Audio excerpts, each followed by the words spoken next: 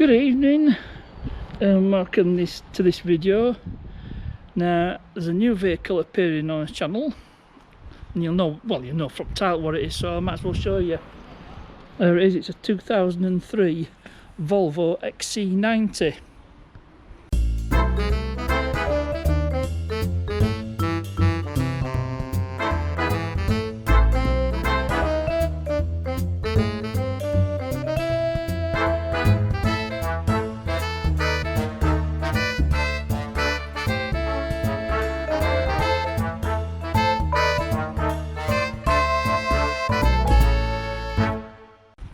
So this is the car I've got to replace the Citroen, so I might as well take you on a quick walk around for start. So 2003 on the 53 plate, and it's got the 2.4 diesel engine mated to a 4-speed automatic transmission, and this one's 4-wheel drive. I think some with like 2-wheel drive. So I'll just take you a quick walk around it.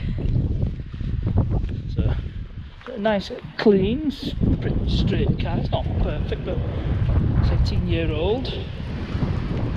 Tyres have got a lot of corrosion on them, but that's not really an issue. Take you around the outside. To me, this is a Swedish Range Rover, but without the expense and the grief.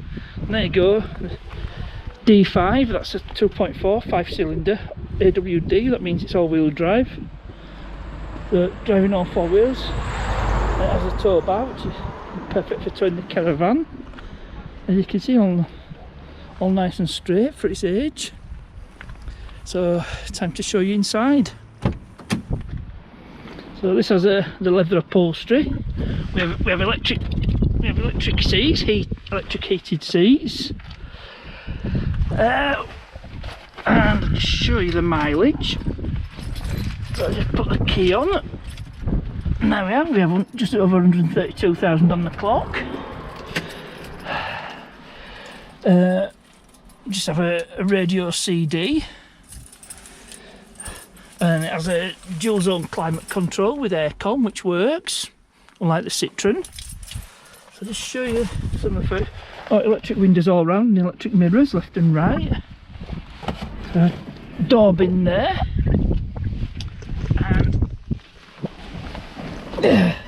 We have a cup holder, very handy, couple of cup holders.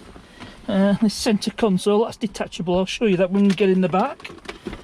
And with storage, obviously geared towards storing CDs, but not many people use CDs these days. Even I don't. Start using phone, but unfortunately this doesn't have Bluetooth. This one, obviously one issue is this a broken vent, but that's nothing. So the handbrake on this, it's a bit unusual. It's foot operated. To engage it, you just press on it and you pull this lever to release it. And it has a folding door mirrors. So I don't know if it'll work with ignition off. No, it won't. And we have traction control. And I don't think there's anything else. We have a storage compartment here. A couple of places to put cups.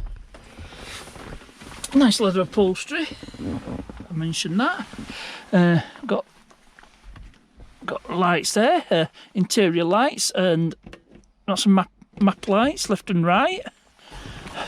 Some illuminated sun visors, both sides.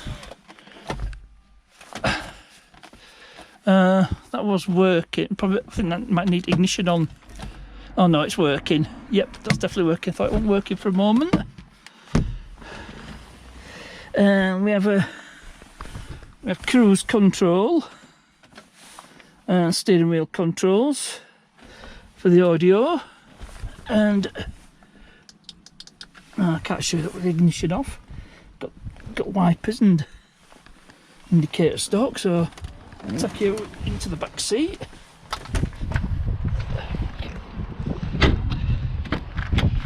So again, you can see 3 with full seat belts, and these seats slide backwards and forwards. And I'm not sure. I think these have ISOFIX because it's 2003, I believe. I can't remember. It 2002 when cars came with ISOFIX as standard. We've got a couple of pockets in the back seat backs. Now, one little feature I'll show you on this centre seat, you can convert it to a child booster seat. There we go. Clip it in place. And you'd have to carry a booster seat, which is handy. So going back to this centre console, we've got 12 volt output, ashtray, which needs probably needs gluing back on.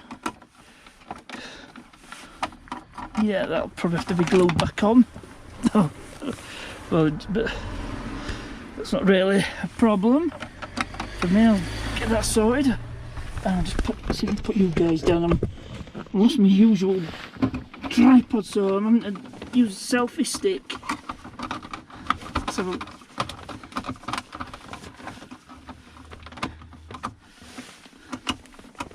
I don't know why that's come off. I'll probably have to sort that out another time. Let's have a look. It should just clip back into place. Yep. Yep. So yeah, tabs are broken on this, but don't worry about that another time.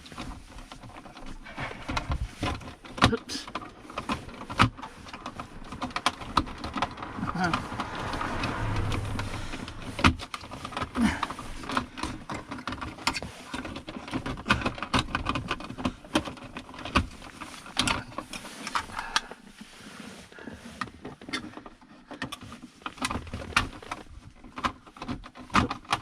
What have I done wrong here?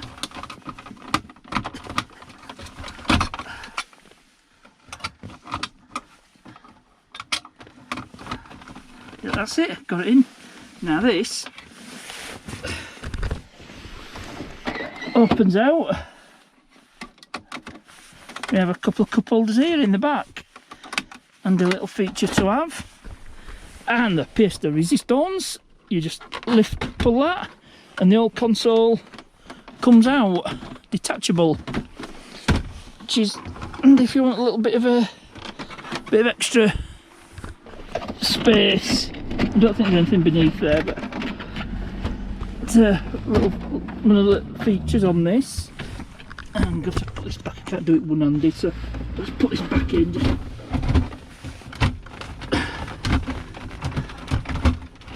Let's have a look. There we go. So I showed you that. So, and we have vents here, which is quite handy. Part of the dual zone climate control. So move on to the back. So I had to stop the video because next door neighbour got talking to next door neighbour. So we'll go into the back, and it's a bit like a Range Rover with two-piece tailgate, and we'll just pull this back. Now this is a 7-seater. Yep, I think that's how much it were up for. I didn't pay that, but we won't go into that. But this is a 7-seater. Now I'll need to take that parcel shelf down, so I'll have to stop the video, take that out, and I'll show you the third row seats. Well, I just had a thought, and I don't know, I didn't think of it before. I'll just move these in on the front seat. So I'll show you how to fold this middle row down. So we just pull that flips it, the headrest forward. There's a lever at the back, I just lift that up, and that folds down. And it should be the same with the, there's a lever, lift the lever up, fold that down, get around to the other side. And there's the handle there, just forgot to flip the headrest down, just give that a pull, and that creates a flatter load area. So I'll just take this parcel shelf out, I'll just get that out of the way for now. Oh, show you this third row seats. So I can keep the camera rolling actually where it is.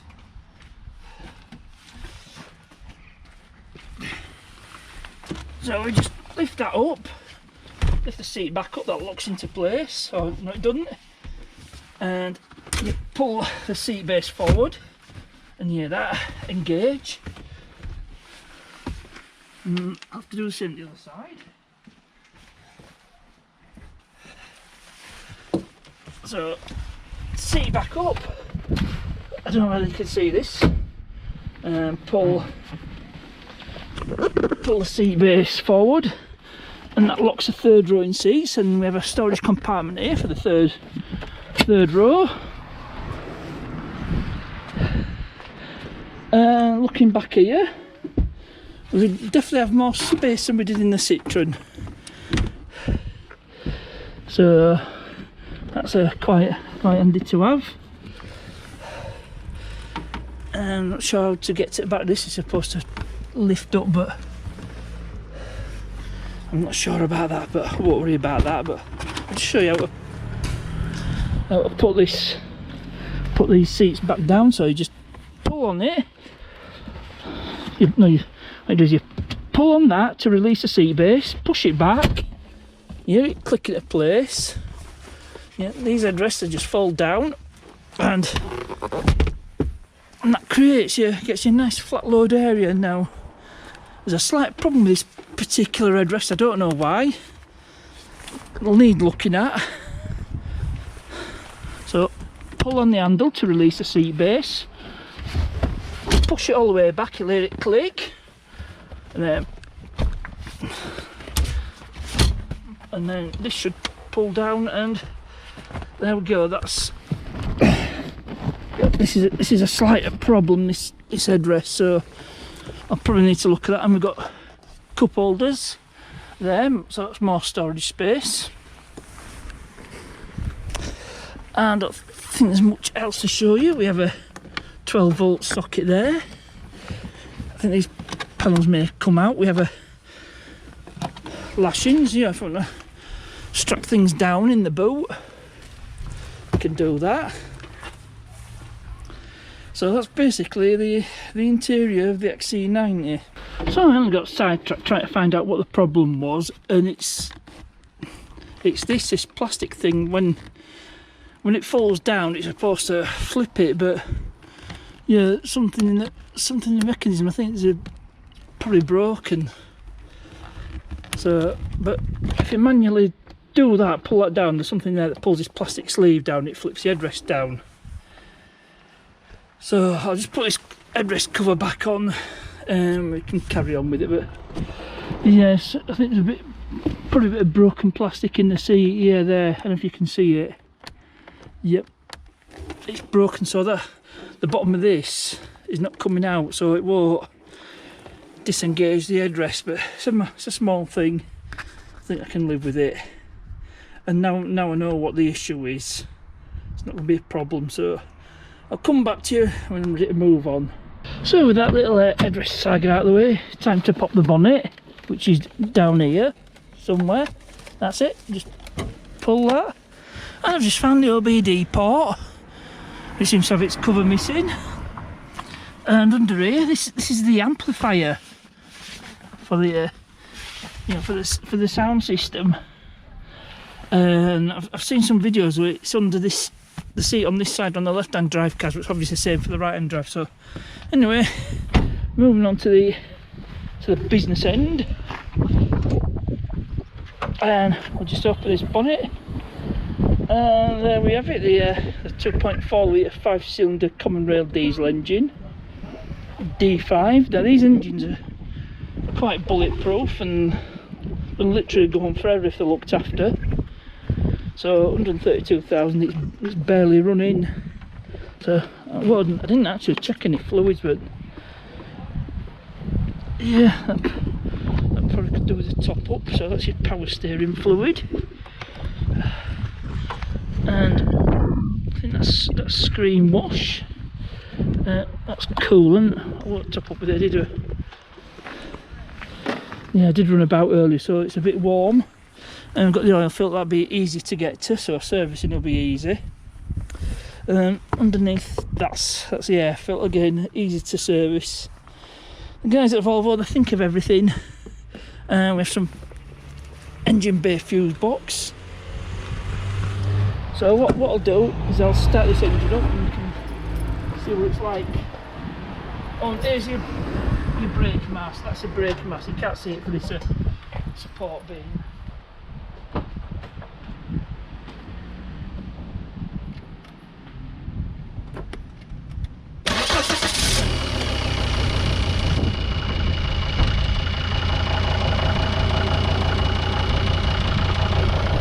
There we go. Seems to be running nice. Seems to have a little bit of a vibration from the. That's just the engine cover.